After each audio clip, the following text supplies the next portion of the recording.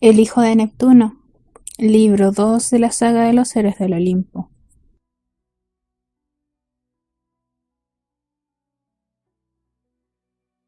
Capítulo 1. Percy. Las señoras con serpientes en el pelo estaban empezando a incordiar a Percy. Deberían haberse muerto hace 3 días, cuando les había echado encima una caja con bolas para jugar a los bolos en un supermercado en Napa. Deberían haberse muerto hacía 2 días, cuando los había atropellado con un coche patrulla en Martínez. Y estaba claro que deberían haberse muerto esa misma mañana, cuando les había cortado la cabeza en Tilden Park. Por muchas veces que Percy las matara y las viera convertirse en polvo, ellas siempre volvían a formarse como pelusas grandes y malvadas. Parecía incapaz de dejarlas atrás.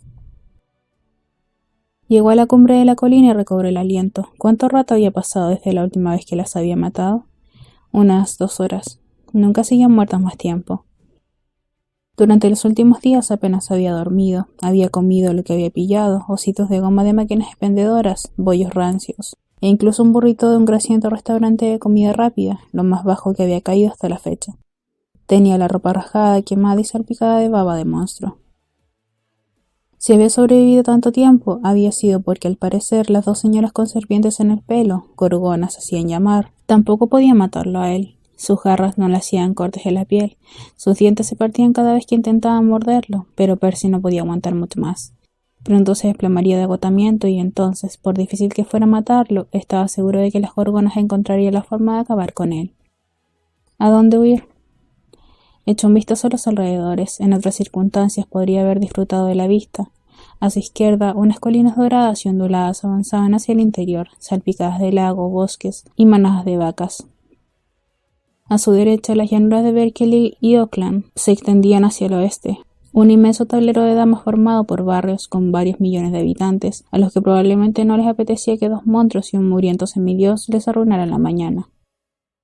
Más al oeste, la bahía de San Francisco relucía bajo una bruma plateada. Detrás de ella, un muro de niebla había engullido la mayor parte de la ciudad, dejando solo la parte superior de los rascacielos y las torres del Golden Gate. Percy notaba el peso de una tristeza indefinida en el pecho. Algo le decía que había estado antes en San Francisco. La ciudad guardaba alguna relación con Annabeth, la única persona que recordaba de su pasado. Le desalentaba lo vagamente que la recordaba. La loba le había prometido que volvería a verla y recuperaría la memoria, si tenía éxito en su viaje. ¿Debía intentar cruzar la bahía? Era tentador. Podía notar el poder del mar más allá del horizonte. El agua siempre lo reanimaba. El agua salada era la mejor. Lo había descubierto 2 días antes, cuando había estrangulado un monstruo marino en el estrecho de Carquines. Si conseguía llegar a la bahía, podría defenderse, tal vez incluso podría ahogar a las gorgonas, pero la orilla estaba como mínimo 3 kilómetros de distancia, tendría que cruzar una ciudad entera. Además dudaba por otro motivo. La loba lupa le había enseñado a agudizar sus sentidos, a confiar en el instinto que lo había estado guiando hacia el sur. Su radar de detección zumbaba en ese momento como loco. El fin de su viaje estaba cerca, casi justo bajo sus pies. Pero, ¿cómo era posible? No había nada en la cima de la colina.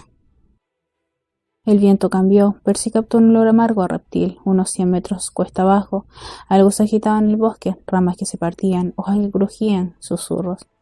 Gorgonas. Por millonésima vez Percy deseó que aquellas criaturas no tuvieran un olfato tan fino.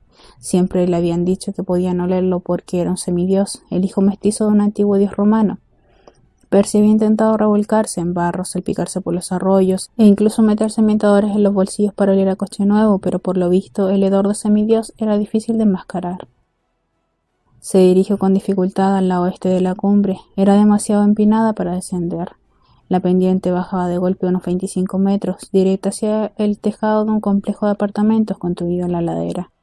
15 metros más abajo, una autopista salía de la base de la colina y serpenteaba hacia Berkeley. Genial. No había otra forma de salir de la colina. Había acabado acorralado. Se quedó mirando el flujo de coches que circulaban hacia el oeste en dirección a San Francisco y deseó estar en uno de ellos. Entonces cayó en la cuenta de que la autopista debía atravesar la colina. Debería de haber un túnel justo bajo sus pies. Su radar interno se volvió loco. Estaba en el lugar adecuado, solo que demasiado arriba. Tenía que ver ese túnel. Necesitaba una forma de bajar a la autopista y rápido. Se quitó la mochila, había cogido un montón de provisiones en el supermercado de Napa, un GPS portátil, cinta adhesiva, un mechero, supercola, una botella de agua, una estera, una almohada con forma de oso panda, anunciada en la televisión, y una navaja suiza, prácticamente todas las herramientas que un semidios moderno podía desear, pero no tenía nada que sirviera de paracaídas o de trineo. Eso lo dejaba con dos opciones, saltar 25 metros y matarse o quedarse y luchar. Las dos parecían poco prometedoras. Soltó un juramento y sacó su boli del bolsillo. El boli no parecía gran cosa, un bolígrafo barato corriente, pero cuando Percy le quitó el capuchón, se convirtió en una reluciente espada de bronce, la hoja perfectamente equilibrada. La empuñadura de cuero se ajustaba a su mano como si la hubieran diseñado por encargo para él. A lo largo de la guarda había escrito una palabra en griego antiguo que Percy entendía de algún modo: anaclusmos, contracorriente. Se había despertado con esa espada la primera noche que había pasado en la casa del lobo. Hacía 2 meses, más. Había perdido la noción del tiempo. Se había encontrado en el patio de una mansión incendiada en mitad del bosque, vestido con un pantalón corto, una camiseta de manga corta naranja y un collar de cuero con un puñado de extrañas cuentas de barro. Contracorriente estaba en su mano, pero Percy no sabía cómo había llegado hasta allí y tenía una idea muy vaga de quién era. Estaba descalzo, helado y confundido, y entonces aparecieron los lobos. A su lado, una voz familiar lo devolvió de un susto al presente. «Ahí estás». Percy se apartó de la gorgona trastabillando y estuvo a punto de despeñarse por la colina. Era la sonriente, Beano. Vale, su nombre real no era Beano, por lo que Percy había podido deducir. Era disléxico, porque las palabras se le enredaban cuando intentaba leer. La primera vez que había visto a la gorgona haciéndose pasar por una empleada de un supermercado con una gran insignia verde que rezaba «Bienvenido, me llamo Steno», había pensado que ponía Beano. Todavía llevaba puesto el chaleco verde de empleada de supermercado, encima de un vestido con estampado de flores. Si solo le mirabas el cuerpo podrías pensar que era una abuela vieja y regordeta, hasta que bajabas la vista y te percatabas de que tenía patas de pollo. O alzabas la vista y veías los colmillos de jabalí que le sobresalían de la comisura de la boca. Sus ojos emitían un fulgor rojo y su cabello era de un sinuoso nido de serpientes de vivo color verde. Y lo más espantoso de todo, que todavía sostenía en la mano su gran bandeja plateada con muestras gratuitas de salchichas de Frankfurt con queso crujientes. La bandeja estaba abollada de todas las veces que Percy la había matado, pero las pequeñas muestras tenían una pinta perfecta. No seguía cargando con ella a través de California para poder ofrecer un aperitivo a Percy antes de matarlo. Percy no sabía por qué se empeñaban a hacerlo, pero si alguna vez necesitaba una armadura, la fabricaría con salchichas con queso crujientes. Eran indestructibles. ¿Quieres probar una?, le ofreció Steno. Percy la rechazó con su espada. ¿Dónde está tu hermana? Guarda esa espada, le regañó Steno. Ya sabes que en el bronce celestial pueden matarnos por mucho tiempo. Prueba una salchicha con queso. Esta semana están de oferta. Me dolería mucho matarte con el estómago vacío. Steno. La segunda gorgona apareció por la derecha de Percy con tal rapidez que el semidios no le dio tiempo de reaccionar. Afortunadamente estaba demasiado ocupada fulminando con la mirada a su hermana para prestar atención. Te dije que te acercaras a él sin hacer ruido y que lo mataras. La sonrisa de Steno vaciló. Pero Euriale, ¿podría darle una muestra antes? No, imbécil. Euriale se volvió hacia Percy y enseñó los colmillos, excepto el del cabello, que consistía en un nido de serpientes de coral en lugar de víboras verdes, era idéntico a su hermana. El chaleco de supermercado, el vestido de flores, incluso sus colmillos estaban decorados con pegatinas de 50% de descuento. En su placa de identificación ponía: «Hola, me llamo. Muerte, asqueroso semidios». «Nos has hecho perseguirte sin descanso, Percy Jackson», dijo Euriale, «pero ahora estás atrapado y nos vengaremos». «Las salchichas con queso cuestan solo $2.99, añadió Steno amablemente. «Departamento de charcutería, pasillo 3». Euriale gritó: «Steno, el supermercado era solo una tapadera. Estás adoptando las costumbres de este sitio. Deja esa ridícula bandeja y ayúdame a matar a este semidios. ¿O has olvidado que fue él quien destruyó a Medusa?» Percy dio un paso atrás, otros 15 centímetros y caía por los aires. «Miren, señora, ya hemos pasado por esto. No recuerdo haber matado a Medusa. No recuerdo nada. ¿No podemos pactar una tregua y hablar de sus ofertas de la semana?» Steno dedicó a su hermano una expresión mohína, algo difícil de hacer con unos gigantescos colmillos de bronce. «¿Podemos?» «No». Los ojos de Euríale se clavaron en los de Percy. Me da igual lo que recuerdes, hijo del dios del mar. Puedo oler la sangre de Medusa en ti. Es un olor débil, sí, de hace varios años. Pero tú fuiste el último que la venciste, y todavía no ha vuelto del Tártaro. Tú eres el responsable. Percy no acaba de entenderlo. La idea de morir y luego volver del Tártaro le daba dolor de cabeza.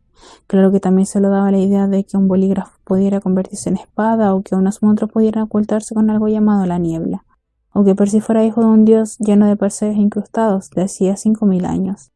Pero sí que se lo creía, aunque le habían borrado la memoria, sabía que era un semidios de la misma forma que sabía que se llamaba Percy Jackson. Desde su primera conversación con Lupa la loba, había aceptado que aquel disparatado y caótico mundo de dioses y monstruos era su realidad, lo cual era bastante chungo.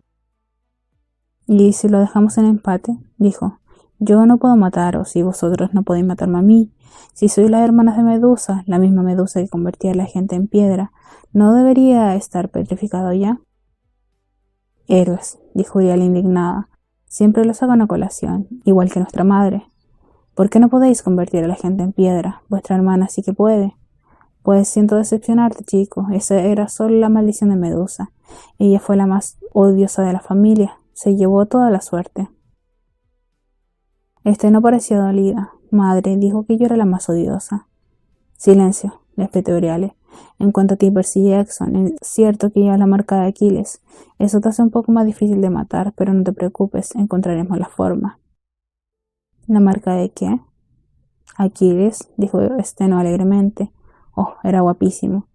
Lo bañaron en la laguna de Estigia de niño y se volvió invulnerable, menos cuando le daban en un pequeño punto del tobillo, ¿sabes?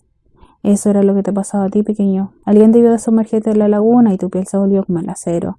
Pero no te preocupes, los seres como tú siempre tienen un punto débil. Solo tenemos que encontrarlo y entonces podremos matarte. Sería maravilloso, ¿verdad? Pero una salchicha con queso.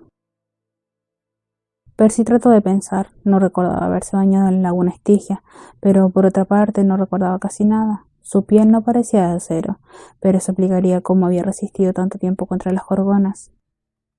Tal vez si se cayera por la montaña, ¿sobreviviría? No quería arriesgarse, al menos sin algo que pudiera frenar la caída, como un trineo o... Miró la gran bandeja plateada con muestras gratuitas de Steno. ¿Te lo estás replanteando?, preguntó Steno. Muy sabio por tu parte, querido. Les he echado sangre de gorgona, así que tu muerte sea rápida e indolora. A Percy se le hizo un nudo en la garganta. ¿Les has echado tu sangre a las salchichas? Solo un poco. Steno sonrió. Un cortecito en el brazo, pero gracias por preocuparte. La sangre de nuestro lado derecho puede curar cualquier cosa, pero la del lado izquierdo es mortal. Cabeza de chorlito, chilló Euríale. No debe decir eso. Si le dice que las salchichas están envenenadas, no se las comerá. No se quedó pasmada. ¿Ah, no? Pero le he dicho que sería rápido e indoloro. Da igual. Las uñas de Euríale se convirtieron en garras. No mataremos por las bravas. No pares de atacarla hasta que encontremos el punto débil. Cuando venzamos a Percy Jackson, seremos más famosas que Medusa. Nuestra patrona nos recompensará generosamente. Percy agarró su espada. Tendría que sincronizar sus movimientos a la perfección. Unos segundos de confusión, cogería la bandeja con la mano izquierda. Que sigan hablando, pensó. Antes de que me degolléis, dijo. ¿Quién es la patrona que has mencionado? Euríale se rió maliciosamente. La diosa Gaia, como no, la que nos rescató del olvido. No vivirás lo suficiente para conocerla, pero dentro de poco tus amigos se enfrentarán a su ira. Ahora mismo sus ejércitos marchan hacia el sur. En la fiesta de la fortuna despertará y los semidioses quedarán reducidos como nuestros precios, propuso Steno. ¡Ah! Euríale se volvió hacia su hermana, hecha una furia. Percy aprovechó la oportunidad, agarró la bandeja de Steno, desparramó la salchicha con queso envenenada, cortó a Euríale por la cintura con contracorriente y la partió por la mitad. Levantó la bandeja y Steno se vio ante su propio reflejo grasiento. «Medusa», gritó. Su hermana Euríale se había convertido en polvo, pero ya estaba formándose de nuevo, como un muñeco de nieve derritiéndose. «Steno, eres idiota», gritó borboteando mientras su rostro medio formado surgía del montón de polvo. «Es tu propio reflejo. Cógelo». Percy golpeó a Steno con la coronilla. Percy golpeó a Steno en la coronilla con la bandeja metálica y dejó a la gorgona inconsciente. Se colocó la bandeja debajo del trasero, dedicó una oración al dios romano que supervisara las proezas de Trineo estúpidas y saltó por la ladera de la montaña. Capítulo 2. Percy. Lo malo de bajar en picado cuesta abajo 80 km/h es que si te das cuenta de que es mala idea a mitad de camino y es demasiado tarde. Percy estuvo a punto de estrellarse contra un árbol, rebotó en un canto rodado y dio una vuelta de 360 grados al salir disparado hacia la autopista. La ridícula bandeja de aperitivos no tenía dirección asistida. Oyó que las hermanas gorgonas gritaban y vislumbró el cabello serpiente de coral de Uriale en la cima de la colina, pero no tenía tiempo para preocuparse por eso. El tejado del edificio de apartamentos surgió debajo de él como la proa de un acorazado. Se avecinaba un choque frontal en 10, 9, 8. Consiguió girar a un lado para evitar partirse las piernas con el impacto. La bandeja de aperitivos saltó por encima del tejado y surcó el aire. La bandeja voló por un lado, Percy por el otro. Mientras caía hacia la autopista, una terrible imagen cruzó por su mente, su cuerpo estrellándose contra el parabrisas de un todoterreno y un conductor molesto tratando de apartarlo con los limpiaparabrisas. Estúpido crío, mire que caerá ahora del cielo. Llegó tarde. Milagrosamente una ráfaga de viento lo empujó hacia un lado, lo justo para no caer en la mismísima autopista, y fue a parar sobre un grupo de arbustos. No fue un aterrizaje suave, pero era mejor que el asfalto. Percy gimió. Quería quedarse allí tumbado y desmayarse, pero tenía que seguir adelante.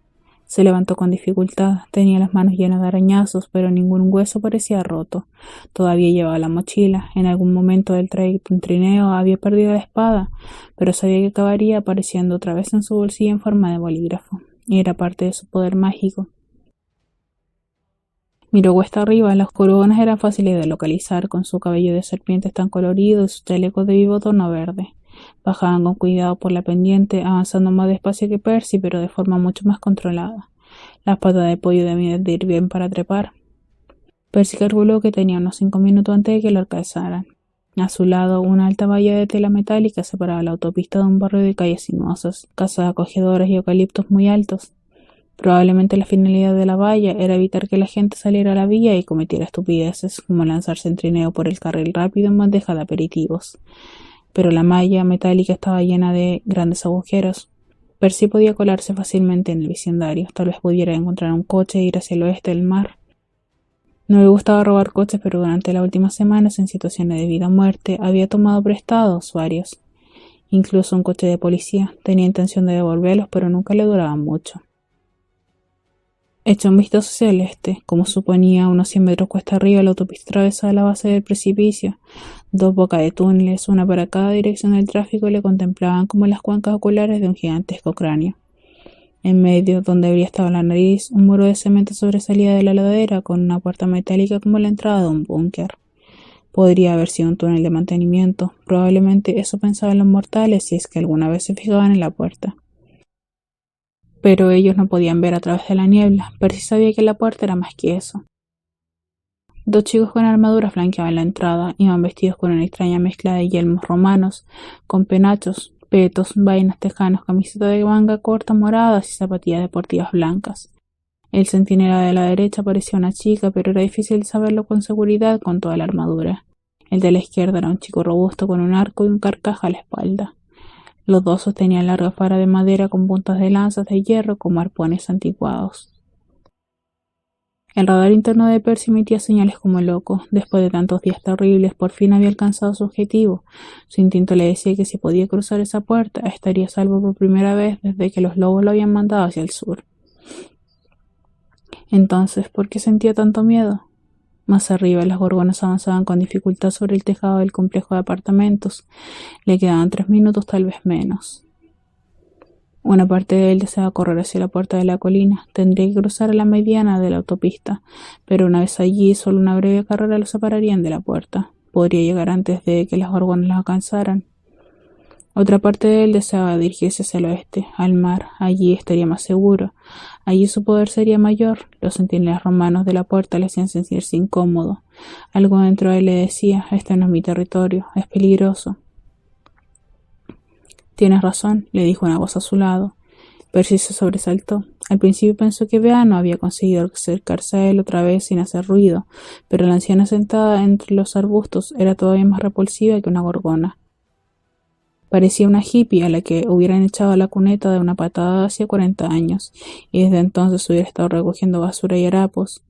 Llevaba un vestido hecho con una mezcla de tela desteñida, edredones raídos y bolsas de plástico. Su pelambrera ensortijada era de un gris parduzco, como la espuma de una cerveza de raíz, y la llevaba recogida con una cinta con el símbolo de la paz. Tenía la cara llena de verrugas y lunares. Cuando sonreía enseñaba exactamente 3 dientes. No es un túnel de mantenimiento, confesó. Es la entrada del campamento. Una sacudida recorrió la columna de Percy.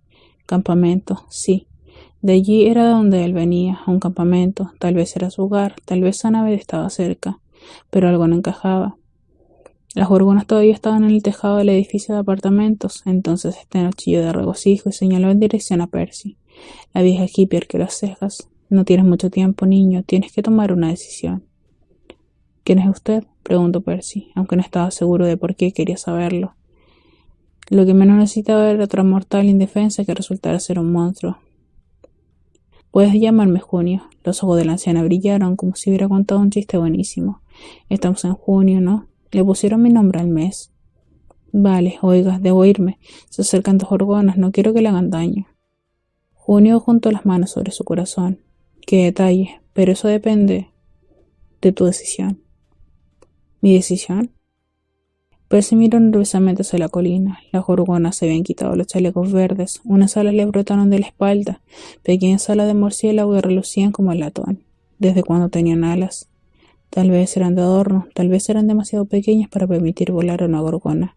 Entonces las 2 hermanas saltaron del edificio de apartamentos y surcaron el cielo hacia él. Genial, estupendo. Sí, una decisión, dijo Junio, como si no tuviera ninguna prisa. Puedes dejarme aquí a merced de las gorgonas e ir al mar. Llegaría sin ningún percance, te lo garantizo. A las gorgonas no les importará atacarme y dejar de marchar. En el mar ningún monstruo te molestaría. Podías empezar una nueva vida, llegar a muy viejo y evitar todo el dolor y sufrimiento que te aguarda en el futuro. Percy estaba seguro de que no le iba a gustar la segunda opción. O puedes hacer una buena acción por una anciana, dijo, llevarme al campamento contigo. ¿Llevarla?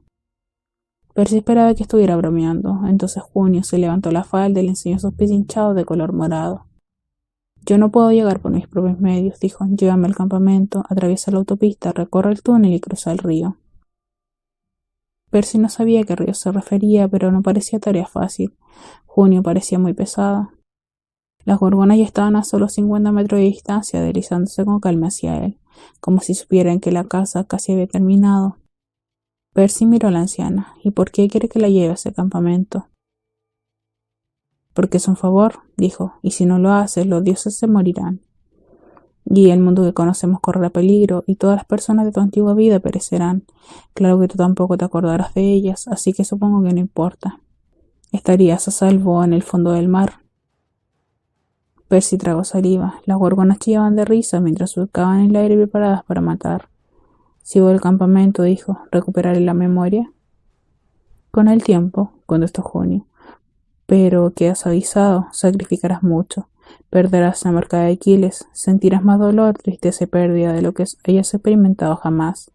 Pero podrías tener una oportunidad de salvar a tus viejos amigos y a tu familia y recuperar tu antigua vida.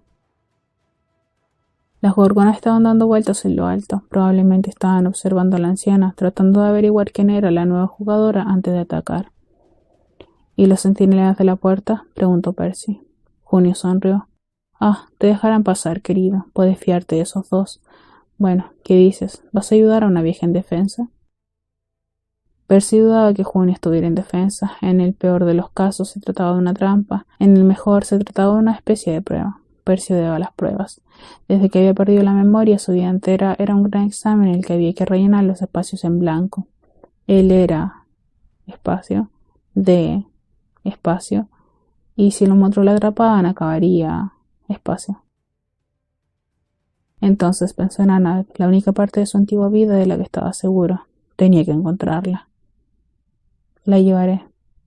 Recogió a la anciana. Era más ligera de lo que esperaba. Percy trató de obviar su mal aliento y las manos callosas con las que se le aferraba el cuello. Llegó al primer carril de tráfico. Un conductor tocó el claxon, otro gritó algo que se perdió en el viento. La mayoría siempre viraban y se mostraban irritados, como si en Berkeley tuvieran que lidiar con un montón de adolescentes andrajosos que ayudaban a cruzar la autopista a viejas harapientas. Una sombra se posó sobre él. No gritó alegremente: «Chico listo, has encontrado una diosa con la que cargar, ¿verdad?» «¿Una diosa?» Junio, que cayó de regocijo, murmuró: «Uy», cuando un coche estuvo a punto de matarlos. En algún lugar a su izquierda, Uriel le gritó: «A por ellos, 2 presos son mejor que una». Percy cruzó a toda velocidad los carriles que faltaban, sin saber ni cómo llegó a la mediana vivo. Vio que las gorgonas se lanzaban contra él en picado y que los coches viraban mientras los monstruos pasaban por encima. Se preguntó qué verían los mortales a través de la niebla. ¿Pelícanos gigantes? ¿Alas delta desviadas de su rumbo? La loba lupa le había dicho que las mentes de los mortales podían creer prácticamente cualquier cosa salvo la verdad. Percy corrió hacia la puerta de la ladera. Junio se volvió más pesada a cada paso que daba. El corazón de Percy latía con fuerza, le dolía las costillas.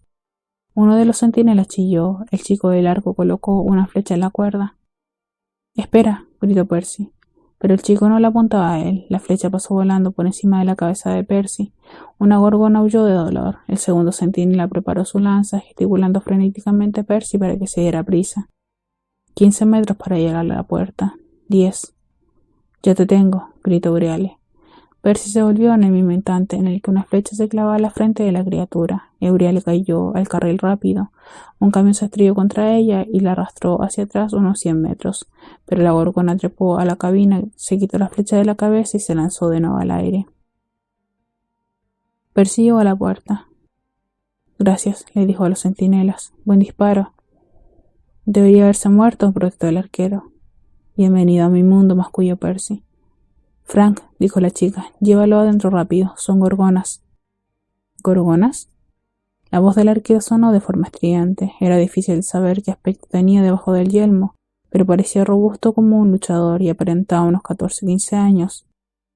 ¿Las retendrá en la puerta? Junio cacareó el brazo de Percy. No, no las retendrá. Adelante, Percy Jackson. Recorre el túnel y cruza el río. ¿Percy Jackson?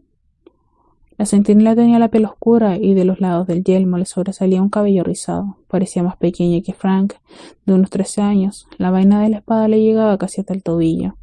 Aún así parecía estar al mando. Vale, es evidente que eres un semidios, pero ¿quién es la...? Miró a Junio. Da igual, entrad, yo me ocuparé de ellas. Hazel, dijo el chico, no hagas locuras. Marchaos, ordenó ella. Frank soltó un juramento en otra lengua, latín, y abrió la puerta. Vamos. Percy lo siguió tambaleándose bajo el peso de la anciana, que decididamente se estaba volviendo cada vez más pesada. No sabía cómo la chica rechazaría las gorgonas sola, pero estaba demasiado cansado para discutir. El túnel atravesaba la roca sólida y tenía aproximadamente la anchura y la altura del pasillo de una escuela. Al principio parecía un típico túnel de mantenimiento, con cables electrónicos, letreros de advertencia y cajas de fusible en las paredes, y con bombillas protegidas con alambre a lo largo del techo. A medida que se adentraban en la ladera, el suelo de cemento parecía dar paso a un mosaico de baldosas. Las luces dieron paso a antorchas de juncos que ardían pero no echaban humo. Unos 100 metros más adelante percibió un cuadrado de luz del día.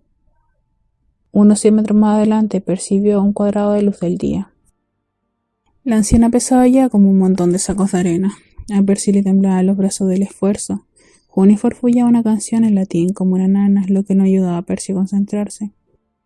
Detrás de ellos las voces de las gorgonas resonaban en el túnel. Hazel gritó. Percy estuvo tentado de tirar a Junio y volver corriendo a ayudarlas, pero entonces todo el túnel se sacudió como un estruendo de piedras. Sonó un graznido como el que habían omitido las gorgonas cuando Percy les había echado encima la caja con bolas para jugar a los vuelos en Napa. Miró atrás. En el extremo este del túnel estaba lleno de polvo. ¿No deberíamos ir a ver cómo está Hazel?, preguntó. No le pasará nada, espero, dijo Frank. Sabe moverse bajo tierra. No te pares, ya casi hemos llegado. ¿A dónde? Junio se rió entre dientes. Todos los caminos llevan allí, niño. Deberías saberlo. ¿El aula de castigo?, preguntó Percy. A Roma, niño, dijo la anciana. A Roma. Percy no estaba seguro de haber oído bien. Cierto, había perdido la memoria. Su cerebro no había sido el mismo desde que se había despertado en la casa del lobo, pero estaba convencido de que Roma no estaba en California. Siguieron corriendo. El resplandor que se veía al final del túnel aumentó de intensidad y por fin llegaron a la luz del sol. Percy se quedó paralizado. A sus pies se extendía un valle con forma de cuenca de varios kilómetros de ancho. El suelo estaba surcado de colinas más pequeñas, llanuras doradas y bosques. Un pequeño río transparente seguía un curso sin vertiente desde un lago situado en el centro y rodeaba el perímetro como una G mayúscula. La geografía del lugar podría haber sido la de cualquier región del norte de California. Robles de Virginia y eucaliptos, colinas doradas y cielos azules. La gran montaña del interior, ¿cómo se llamaba? Monte del Diablo, se elevaba a lo lejos, exactamente donde debía estar. Sin embargo, Percy tenía la sensación de haber entrado en un mundo secreto. En el centro del valle, abrigada junto al lago, había una pequeña ciudad de edificios de mármol blancos, con tejado de teja roja. Algunos tenían bóvedas y pórticos con columnas, como si fueran monumentos nacionales. Otros parecían palacios con puertas doradas y grandes jardines, y una plaza abierta con columnas fuertes y estatuas independientes. Un coliseo romano con 5 pisos relucía al sol, al lado de un largo estadio ovalado con una pista de carreras. Al otro lado del lago, hacia el sur, había una colina salpicada de edificios todavía más imponentes. Templos, supuso Percy. Varios puentes de piedra cruzaban el río y serpenteaban a través del valle, y en el norte, una larga hilera de arcos de ladrillo se extendían desde las colinas hasta la ciudad. A Percy le recordó la vía de un ferrocarril elevado. Entonces cayó en la cuenta de que debía de ser un acueducto. La parte más rara del valle estaba justo debajo de él, a unos 200 metros de distancia. Justo al otro lado del río había una especie de campamento militar. Medía aproximadamente medio kilómetro cuadrado, con murallas de tierra rematadas con afilados pinchos en los 4 lados. Unos atalayas de madera se alzaban en cada esquina, guarnecidas por centinelas armados con descomunales ballestas montadas. De las torres colgaban banderas moradas. Una ancha puerta daba al lado opuesto del campamento en dirección a la ciudad.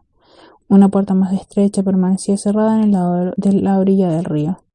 En el interior la fortaleza bullía de actividad. Docenas de chicos iban y venían de barracones, portando armas y puliendo armaduras. Percy oyó ruido de martillos en la fragua y percibió un olor a carne cocinada en el fuego. Había algo en aquel lugar que le resultaba muy familiar, pero al mismo tiempo no del todo normal. El campamento Júpiter, anunció Frank. Estaremos a salvo en cuanto... Unas pisadas resonaron en el túnel tras de ellos. Hazel salió súbitamente a la luz.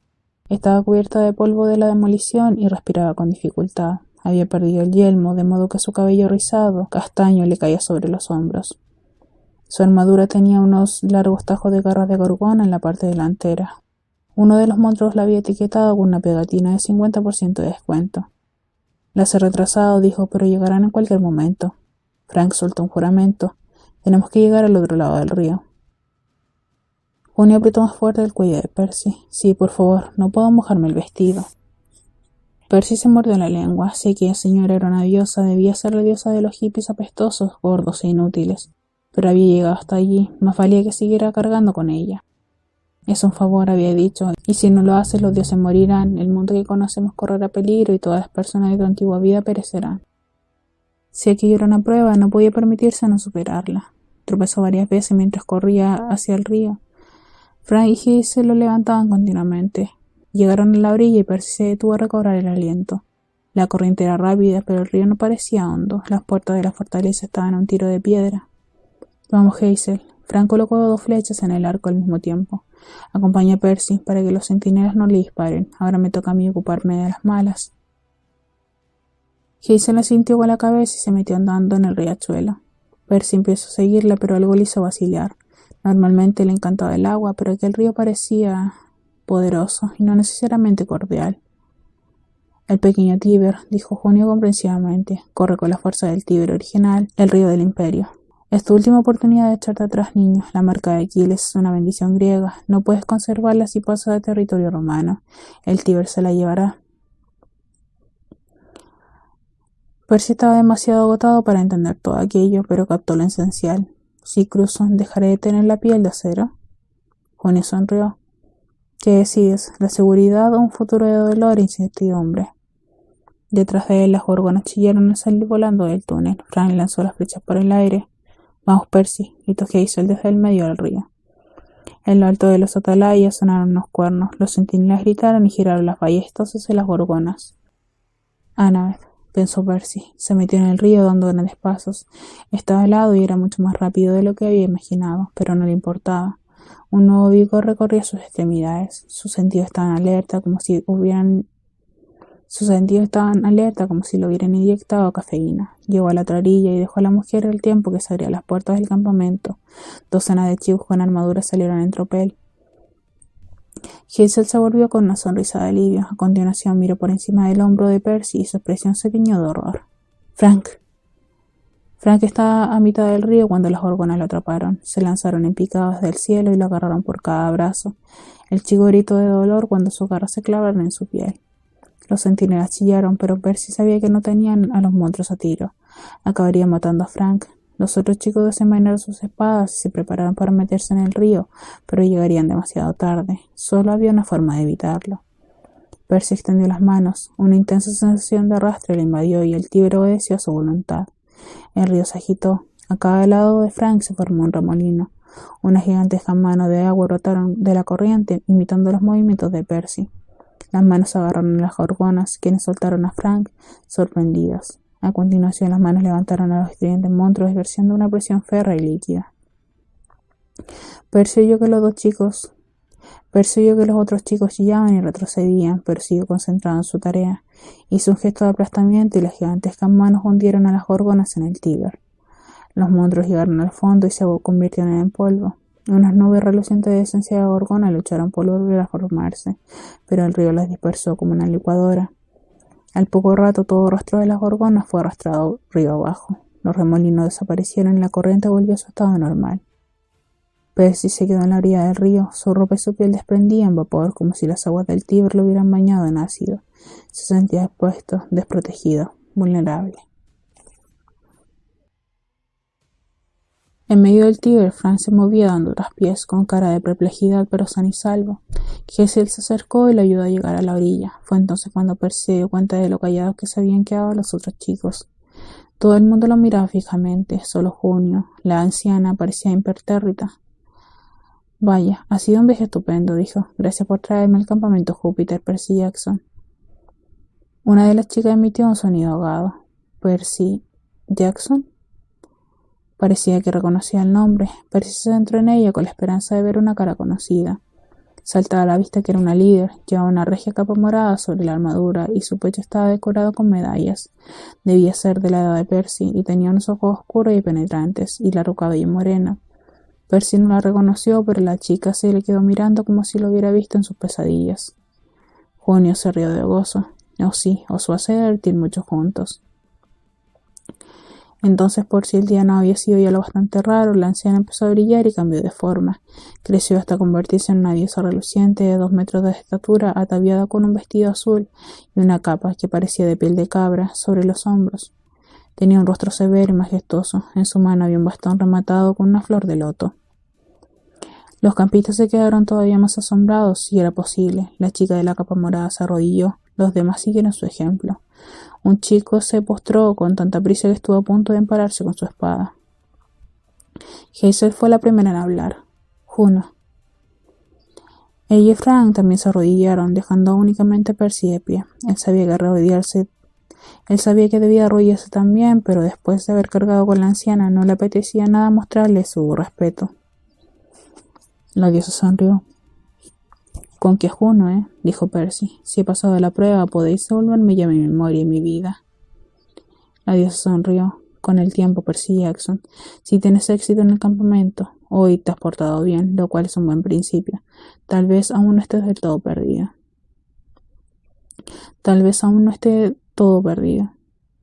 Se volvió hacia los chicos. «Romanos, os presento al hijo de Neptuno. Durante meses ha estado durmiendo, pero ya está despierto. Su destino está en vuestras manos. La fiesta de la fortuna se avecina y habrá que liberar a la muerte. Si queréis tener esperanza en la batalla, no me falléis». Juno relució y desapareció. Percy miró a Hazel y a Frank esperando alguna explicación, pero parecían tan confundidos como él. Frank tenía en las manos algo en lo que Percy no había reparado antes, 2 pequeños frascos de barro con tapones de corcho, como pociones. Percy no tenía ni idea de dónde habían salido, pero vio que Frank se los metía en los bolsillos. Franklin lanzó una mirada como diciendo: ya hablaremos más tarde del asunto. La chica de la capa morada dio un paso adelante, escrutó a Percy con recelo, y Percy no pudo quitarse de encima la sensación de que quería atravesarlo con su daga. Así que eres un hijo de Neptuno que acude a nosotros con la bendición de Juno, dijo fríamente. Mira, tengo la memoria un poco borrosa, contestó él. De hecho, la he perdido del todo. ¿Te conozco?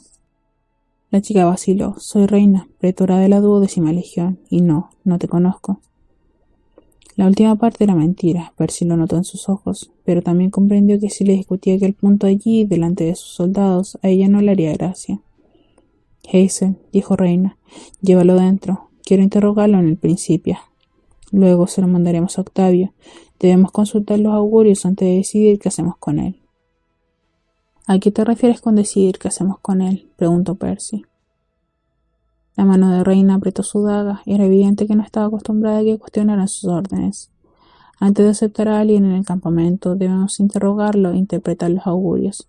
Juno ha dicho que tu destino está en nuestras manos. Tenemos que saber si la diosa nos ha traído a un nuevo recluta. Reina observó a Percy como si considerara esa posibilidad dudosa. Oh, dijo más esperanzada, si nos ha traído un enemigo al que matar.